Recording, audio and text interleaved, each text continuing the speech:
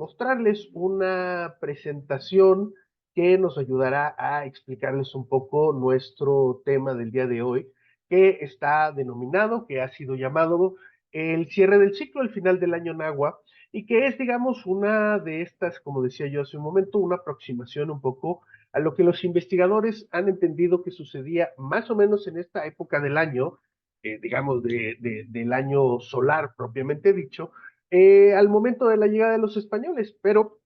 que insisto, verán ustedes que tiene algunas series de matices. Para esto, pues, como les decía, pues lo que queremos hacer es darles la bienvenida, invitarlos ahora que está cerrando el año, pues a que nos sigan en todas nuestras redes sociales, para que pues podamos comunicarnos más, comunicarnos un poco más sobre algunos temas, que nos hagan saber que quieren oír de nosotros, qué temas les parecerían interesantes. Entonces, pues nosotros ir programando nuestro próximo año. Pero insisto, el día de hoy pues hablaremos del cierre del ciclo, el final del año Nahua, donde hablaremos sobre las festividades relacionadas con el fin del año entre los nahuas. El día de hoy en específico veremos, bueno, pues para todos aquellos que nos acompañan por primera vez, nosotros ya hemos dado algunos cursos relacionados con este tema, pero haremos un recordatorio un poco de cómo funciona y qué es el calendario prehispánico, cuáles son los calendarios prehispánicos, hay varios, en qué están basados, por qué están basados en ciertos detalles, y obviamente pues trataremos de contextualizar un poco por qué es que vamos a ver en la segunda parte de la clase, vamos, el final del año, pues estos manifestaciones, estos meses específicos y las ceremonias que se están desarrollando. Sin embargo, insisto, la primera parte hablaremos de alguna manera más general sobre todos estos temas y de una manera mucho más específica con el punto, digamos, que atañe a estos últimos meses del año en específico para que ustedes entiendan más o menos cómo es que se realizaban estos ceremoniales, qué significaban y qué tanto se parecen un poco a lo que nosotros visualizamos dentro de nuestro propio calendario, que también es bastante interesante. Entonces, bueno, pues esta primera parte, obviamente, insisto, estará dedicada al calendario. Y bueno, aquí hay que hacer la primera anotación, la primera observación específica, está relacionada con, pues, qué tipos de calendarios hay, qué tipos de formas de contabilizar el tiempo. Hay, los arqueólogos hemos visto que prácticamente todas las culturas del mundo, de cualquier tipo, de cualquier tamaño, de cualquier nivel de organización, desde pequeñas tribus hasta grandes estados, pues había una necesidad imperiosa, evidentemente, de contabilizar el tiempo. ¿Por qué? Bueno, pues obviamente por varios motivos. Por un lado está un tema, digamos, existencial, filosófico, que tiene que ver con dónde estoy y cómo me entiendo yo con mi entorno, es decir, cómo percibo el paso del tiempo, cómo lo puedo dimensionar. Y por el otro lado hay una serie de observaciones de carácter astronómico, de carácter muy específico, que tienen que ver pues con nuestra posición en el sistema solar, con temas que hoy en día pues estarían muchísimo más basados en la astronomía que en la arqueología, evidentemente. Pero como les decía yo, los pueblos del mundo en general han encontrado diversas formas de entender cómo medir el tiempo. Y esto es insisto, una necesidad, esto. ¿Por qué? Pues porque, insisto, uno, decíamos, el dónde me ubico yo, pero dos, dónde me voy a ubicar, es decir, cómo puedo entonces proyectar al ser humano, a mí mismo, hacia adelante. Y entonces para esto lo que se requería o lo que se buscaba era pues entender el ciclo que existe en el sol, el ciclo que existe en el tiempo. Y justamente pues el que dicta en buena medida la importancia del tiempo en nuestro planeta, pues es el sol. ¿Por qué? Bueno, porque somos parte, sabemos hoy, gracias a una enorme cantidad de estudios astronómicos, pues entendemos cuál es nuestra posición dentro de un sistema solar, entendemos cuál es nuestra relación con el astro rey y cuál es la importancia. Es decir, hoy en día, al igual que en los pueblos prehispánicos, evidentemente lo comprendían, el sol tiene un fundamento importantísimo en la forma en la que nosotros organizamos nuestra vida. Eh, por lo tanto, la forma más, vamos a decir, común que encontramos en todo el mundo para medir el tiempo está relacionado específicamente con el calendario solar o con el paso del sol. Y esto es porque justamente conlleva una observación de la Tierra, una observación del paisaje que se repite cada 365 días. Esto, insisto, nosotros hoy lo sabemos de una manera muy técnica, la forma en la que medimos la rotación de la Tierra, etcétera, etcétera. Eh, por eso, por ejemplo, sabemos de correcciones que tenemos que hacer cada 4 años, por ejemplo, que es un año bisiesto. ¿Por qué? Pues porque el año astronómico solar específicamente es de 365.24 días. Es decir, ese punto 24 quiere decir que cada año solar son 365 días más 6 horas. Y esas 6 horas de duración extra a lo largo de 4 años genera que haya 24 horas más y nosotros lo hemos identificado específicamente en el caso del mundo moderno con la aparición del año bisiesto y esa corrección que nosotros mismos hacemos al calendario cada 4 años que le aumentamos un 29 al mes de febrero y así es como nosotros podemos seguir la regularidad del sol y poderla entender en el tiempo moderno. Evidentemente, en la época prehispánica y en otras partes del mundo, en otras regiones, pues esta observación tenía un cierto nivel de precisión y entonces, pues en muchos calendarios nosotros encontramos que hay 365 días. Ya ese punto 24, no todos los pueblos del mundo evidentemente lo pudieron calcular ni lo podían específicamente eh, concebir de alguna manera que pudiera ser funcional para la sociedad. Y entonces, pues obviamente el ciclo es de 365 días para entender el sol. ¿Cómo nosotros lo podemos ver? Bueno, si ustedes viven, por ejemplo, en un edificio alto, les recomendaría que si quieren darse cuenta de este fenómeno es, digamos, relativamente sencillo. Pueden ir un día muy específico a observar de en qué punto pararse siempre en el mismo lugar, mirar siempre hacia el mismo ángulo, es decir, hacia el sur, el norte, particularmente en este caso se recomienda mirar al este o al oeste si quieres ver el amanecer o el atardecer, y entonces poder identificar el horizonte por dónde detrás vamos a decir si es que hay algún elemento del paisaje que nos ayude, detrás de qué punto sale el sol un día en específico, por ejemplo, pongamos el 1 de enero, y entonces tú registres dónde va a ir saliendo el sol esos 365 días. Va a resultar que el día 365 va a empezar otra vez a salir el sol exactamente desde el lugar que tú estás observando o desde el que lo hayas registrado durante esa cantidad de días. ¿Qué quiere decir? Bueno, pues que nosotros podemos entonces medir el paso del tiempo en el horizonte gracias a la salida y a la puesta del sol, es decir, al amanecer y al atardecer. Y esto es, pues, obviamente la forma en la que prácticamente todas las culturas del mundo midieron el tiempo. En el caso de los nahuas y de muchos, muchos otros pueblos del mundo prehispánico, esta observación se determinó más o menos, podríamos estar pensando que hacia el año 1500, es decir, cuando los olmecas comenzaban a desarrollar una gran cultura en el sur de Veracruz y en el estado de Tabasco, pues por ahí más o menos se establecieron los parámetros de los calendarios, por decirlo de alguna manera, es decir, una medida de 365 días para medir el paso del tiempo y el paso del sol. ¿Por qué era importante? Bueno, obviamente, pues porque del sol depende en todo el mundo el ciclo más importante de las sociedades preindustriales, que es el ciclo de la agricultura. Entonces, si tú sabes qué días, dónde va a estar el sol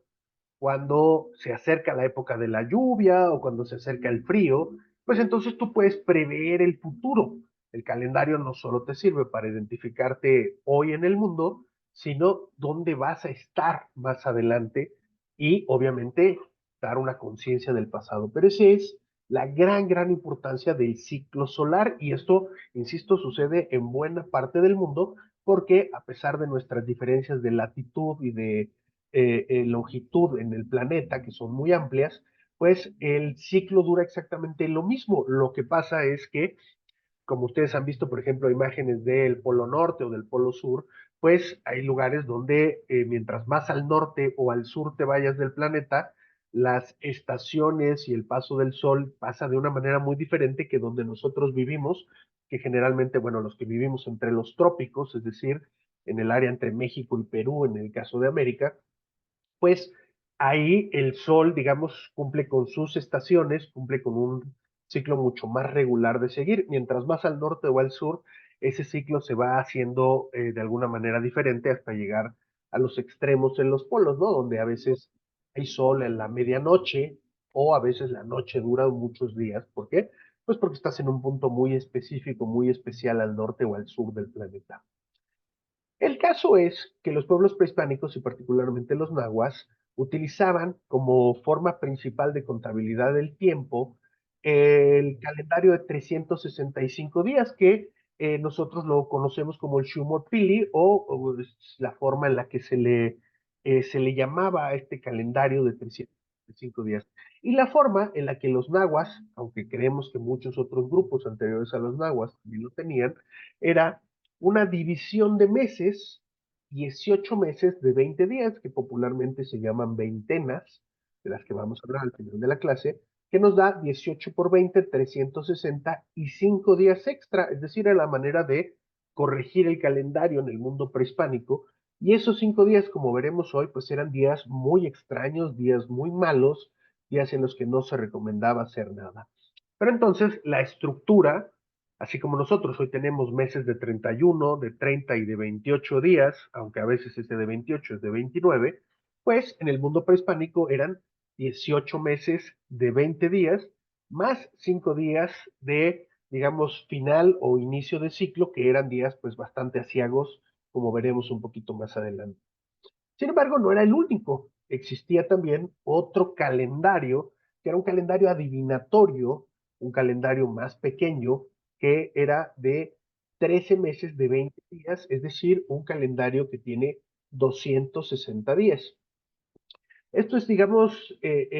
interesante porque este calendario básicamente tenía funciones de tipo adivinatorio, es decir, los sacerdotes, los iniciados en todas estas investigaciones o toda esta información, pues eh,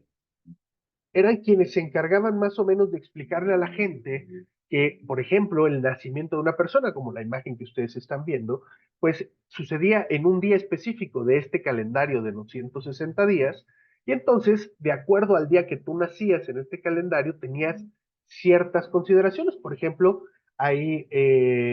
la gente que nacía en el mes conejo o en los días conejo, pues era gente que se consideraba que iba a terminar dándose mucho al alcohol porque el conejo se asociaba directamente con el alcohol o con el pulque propiamente dicho, y este, digamos, era uno de los augurios que usualmente se hacía bajo las personas que nacieran en los días de tipo conejo, pero también tenías un numeral, es decir, dentro de un ciclo mayor, pues a veces nacías en un día 4 conejo, en un día 3 conejo, y estos números, pues obviamente también generaban una especie de variabilidad, algo, digamos, un poco esférico, en donde los nahuas, pues establecían también cuál iba a ser la personalidad de las personas, los días en los que existían mejores augurios para hacer ciertas cosas o ciertas actividades, y entonces, digamos, era una especie de calendario supersticioso o adivinatorio muy importante. ¿Qué es lo interesante? Bueno, que estos dos calendarios, tanto el de 365 días como el de 260 días, comienzan un mismo día. Comienzan el día uno lagarto o uno cipactli. Cipactli es, digamos, el monstruo que originó la Tierra, que después para los mexicas se convertiría en Tlaltecutli, pero es una figura muy importante y está asociada directamente con el tiempo y el origen. Es un monstruo, ustedes lo ven aquí en esta cuestión de días, es el que está hasta arriba del lado izquierdo de la lista, es una especie de lagarto, insisto, no tiene mandíbula inferior, y es, digamos, muy importante mitológicamente para la creación del mundo. Esto es interesante porque para que en los dos calendarios, piensen ustedes en dos ruedas que giran al mismo tiempo, para que los, esos calendarios comenzaban un día uno lagarto, uno cipactli, perdón,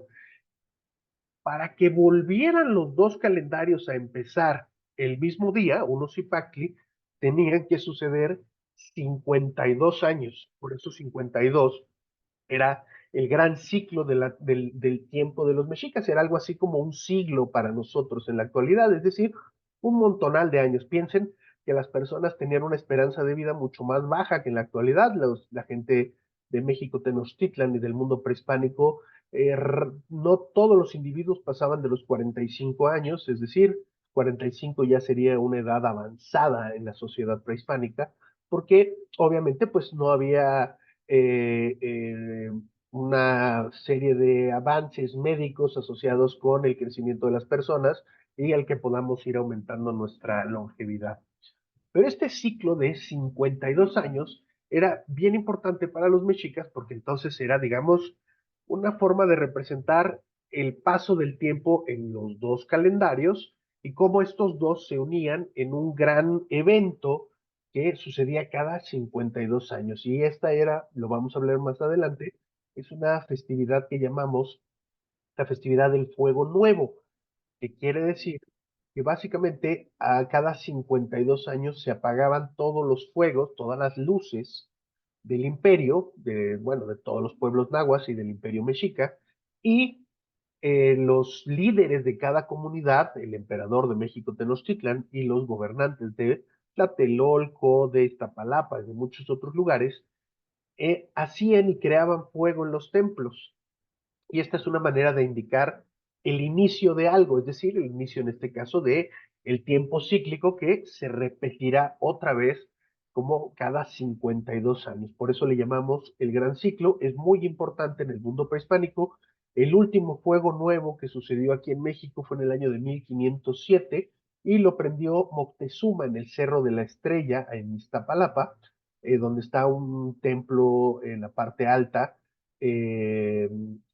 destinado específicamente para este tipo de celebraciones. Cada 52 años se hacían otras cosas, evidentemente, en ese templo, pero era, digamos, el templo donde se creaban todos los fuegos, todo el fuego, y desde el Cerro de la Estrella se bajaba el fuego a todas las poblaciones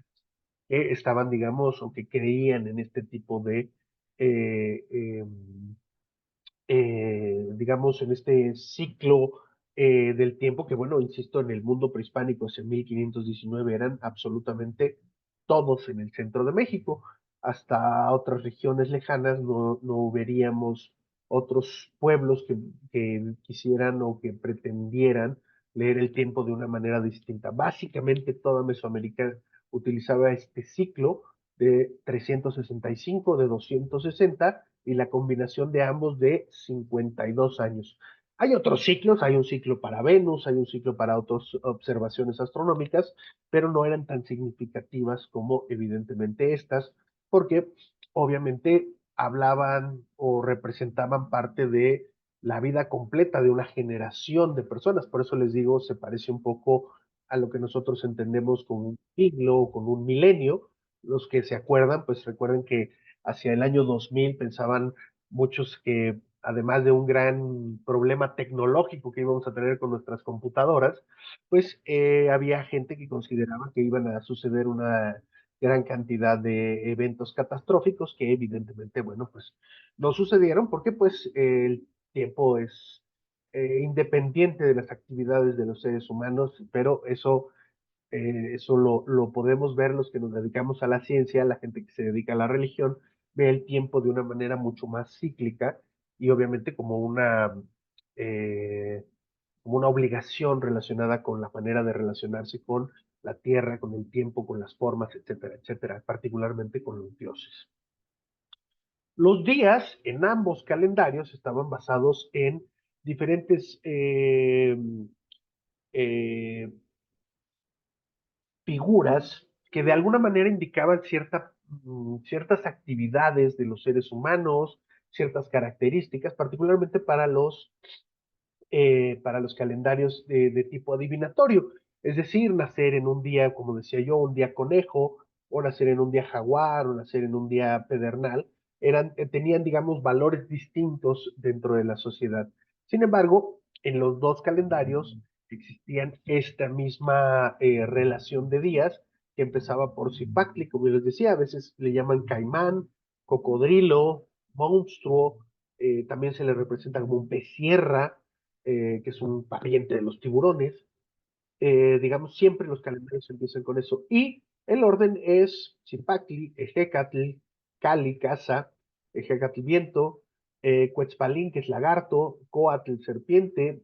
Mequistli, calavera o muerte, Mazatl, venado, Toscli, conejo, Atl, agua, Iscuintli, perro, Osomatli, mono, Malinali, hierba, Acatl, caña, Ocelotl, jaguar, Cuautli, águila,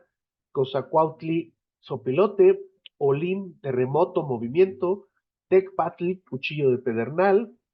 quiahuitl, la lluvia, y xochitl, flor. Entonces, el calendario se iba, digamos, repitiendo y solo se le iban aumentando, por ejemplo, días. A veces el mes era uno cipacli, a veces era siete cipacli, es decir, los calendarios comenzaban a desfasarse una vez que comenzaban a avanzar. Había uno que era muy regular y fijo, evidentemente el que estaba basado en el sol, pero el calendario adivinatorio sí tenía una mucha más rápida movilidad y entonces pues obviamente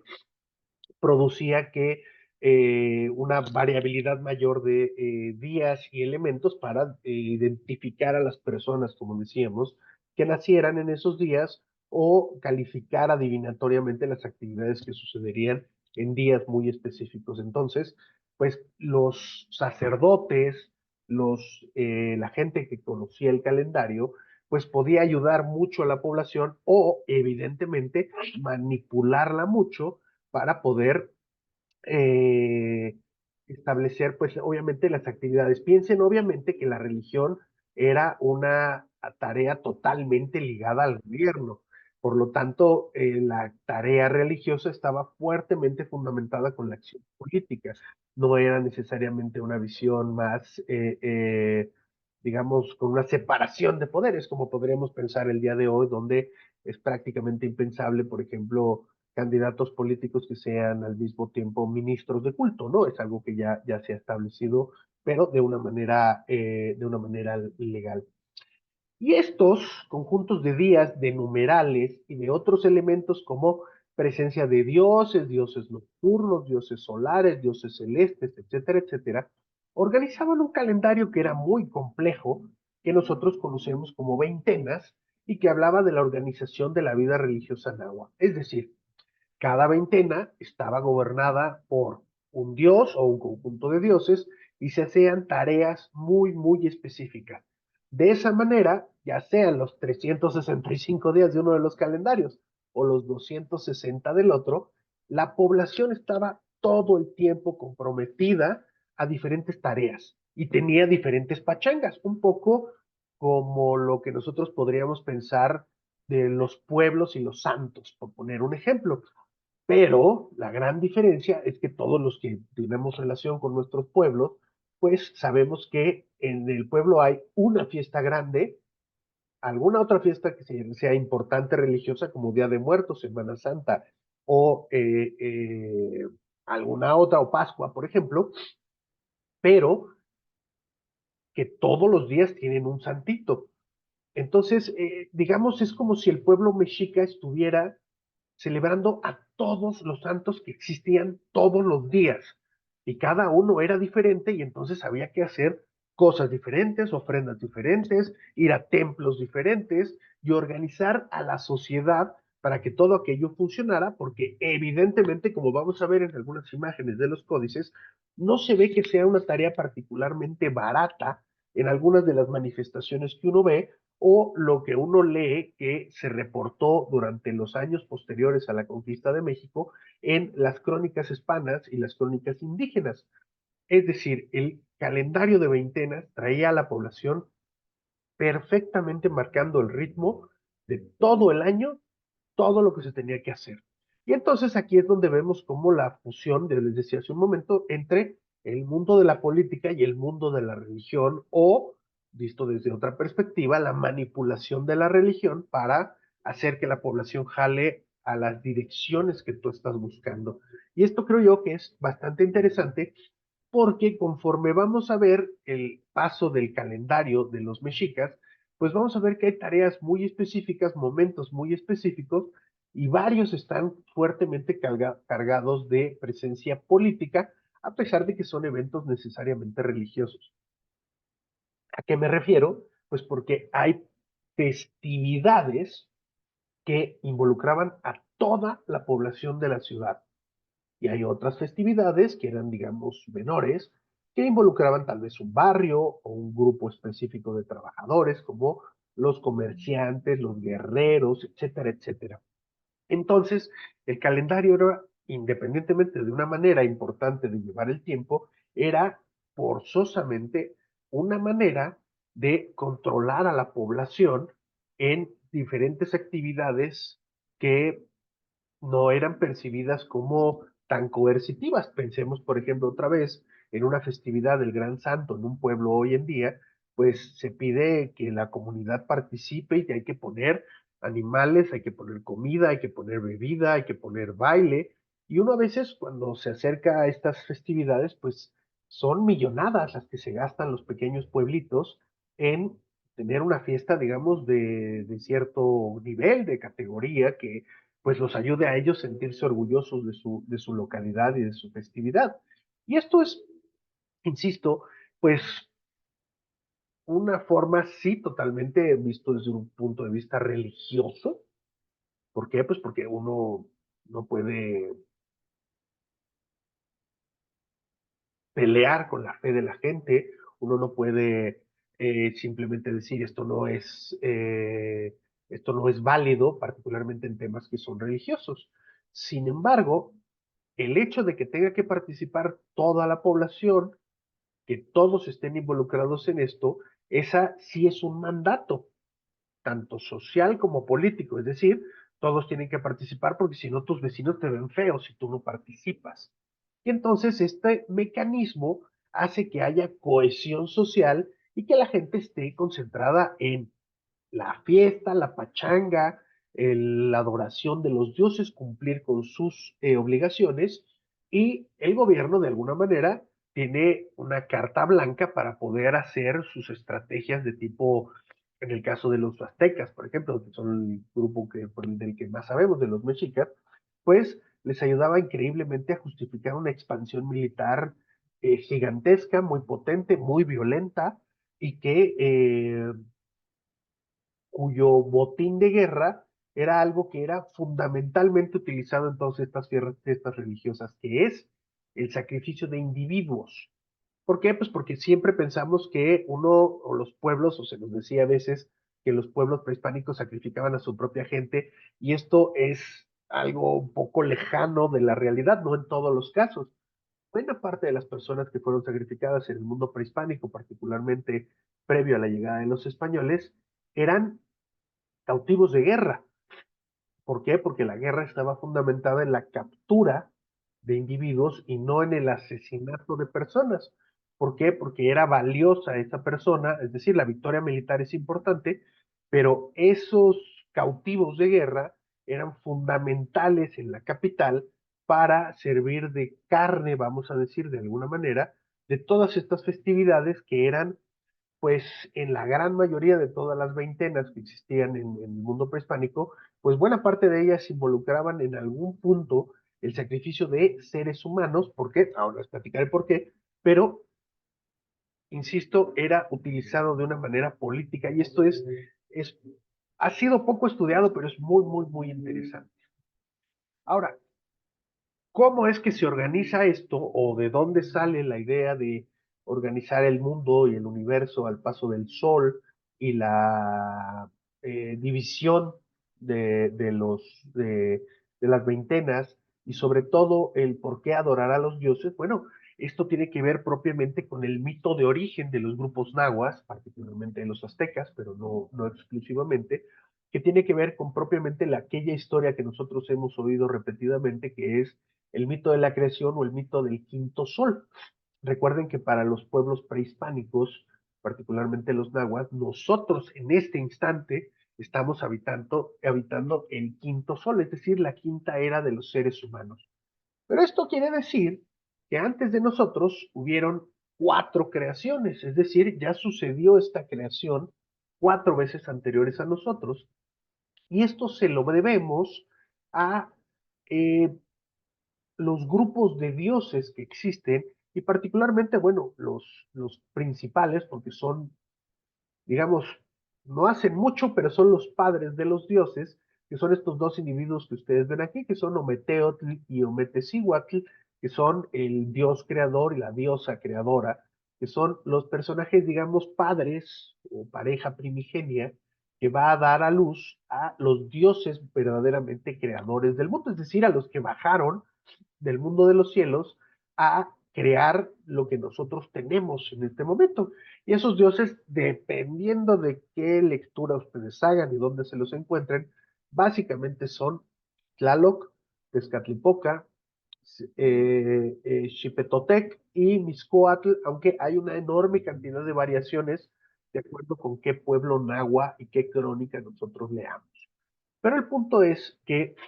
el concepto de la creación del mundo prehispánico es interesante porque lo que existía o los que hayan entrado a algunos cursos con nosotros hacemos mucho énfasis en un concepto muy interesante del mundo prehispánico que es la dualidad,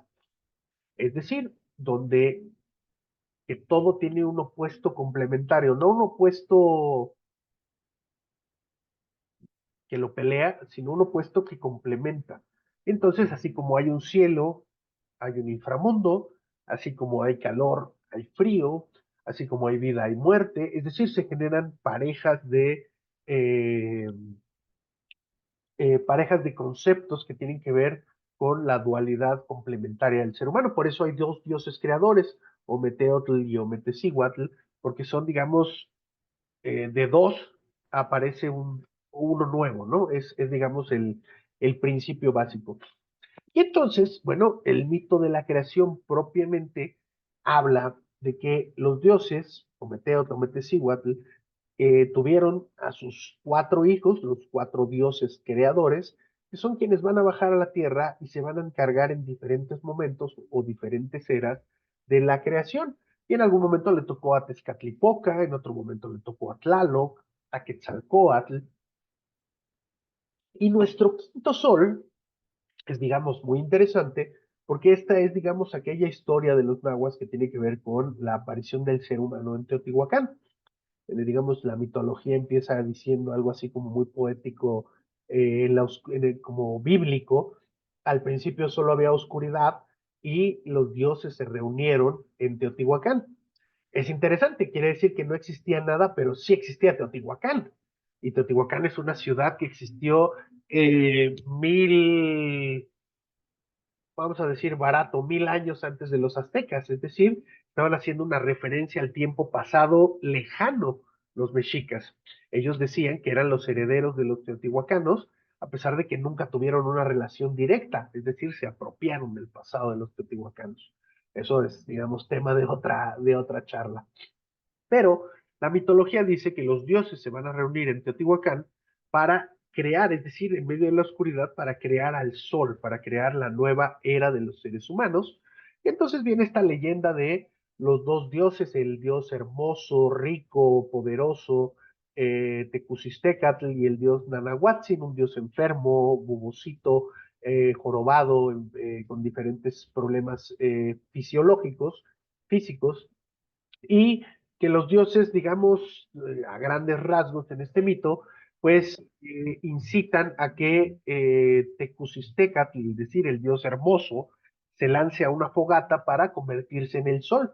Y este lo duda y no puede hacerlo. Y cuando los dioses se molestan mucho y le piden al otro dios, al dios enfermo, a Nanahuatzin, que se lance a la fogata, este sale corriendo, se avienta inmediatamente al sol, digo, a la fogata, y se transforma, sube como una bola de fuego al cielo y se convierte en el sol.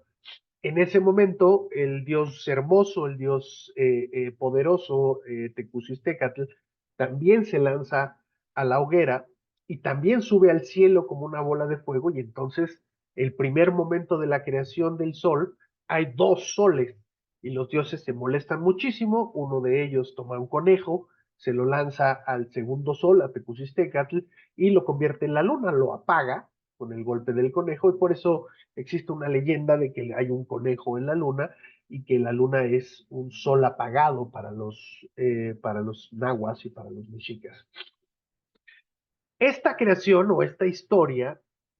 que les digo, este lanzamiento de los dioses a la hoguera, es básicamente una metáfora del sacrificio de los dioses para que exista la creación y nosotros la podemos gozar. Después Quetzalcóatl bajaría al Mictlán para recuperar los huesos de los seres humanos antiguos y poder crearnos a nosotros, a los seres actuales del quinto sol. Y esta también se hizo a través del sacrificio, es decir, Quetzalcóatl tuvo que hacer diversas formas de sacrificio para poder rescatar esos huesos, traer, traerlos de vuelta al mundo, a la tierra, y crear a los seres humanos. Esa es la metáfora específica por la cual, uno, el sol es el centro de la actividad, se crea el sol, se sobreentiende que la fuerza creadora, la fuerza del movimiento es el sol específicamente, por eso la importancia del calendario solar y la observación propiamente del sol, y los dioses entonces han hecho sacrificios, por lo tanto, los seres humanos tenemos que hacer sacrificios de diversos tipos, no solamente matar a una persona, sino a veces tirar una gota de sangre, a veces dar comida, a veces hacer diferentes formas de ofrenda, que nosotros también así lo llamamos, para estar en paz con los dioses, es decir, para pagarles el favor. Y entonces se crea esta mitología en donde a lo largo del año, a lo largo de los 365 días divididos en veintenas, pues se va a adorar a diferentes dioses en cada uno, aunque a veces se repiten, pero cada veintena, cada mes va a estar dedicado a un dios patrono, a varios dioses secundarios, y se van a hacer una serie de actividades que tienen que ver con esta misma mitología y con esta misma filosofía o esa misma concepto. Y entonces, pues se vuelve muy interesante porque ahí, digamos, se justifica la creación del calendario que hemos platicado hasta este momento, es decir, la existencia de un